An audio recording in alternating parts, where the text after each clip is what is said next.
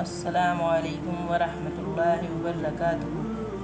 ام المومنین ام سلمہ رضی اللہ عنہ کہتی ہیں کہ رسول اللہ صلی اللہ علیہ وسلم کے پاس تھیں اور میمونہ رضی اللہ عنہ بھی موجود تھی۔ اس دوران کہ ہم دونوں آپ کے پاس بیٹھی تھی، عبداللہ بن ام مکتوم آئے اور آپ کے پاس پہنچ گئے۔ یہ اس وقت کی بات ہے کہ جب ہمیں پردے کا حکم دیا جا چکا تھا، تو رسول اللہ صلی اللہ علیہ وسلم نے فرمایا، تم دونوں ان سے پردہ کرو۔ میں نے عرض کیا، اللہ کے رسول، کیا وہ اندھے نہیں ہیں؟ نہ وہ ہمیں دیکھ سکتے ہیں اور نہ ہمیں پہچان سکتے ہیں؟ تو رسول اللہ صلی اللہ علیہ وسلم نے فرمایا، کیا تم دونوں بھی اندھی ہو؟ کیا تم دونوں انہیں دیکھتی نہیں ہو؟ امام ترمذی کہتے ہیں۔ اللہ تعالیٰ تمہیں دین پر چلنے کی ہدایت عطا فرما، آمین۔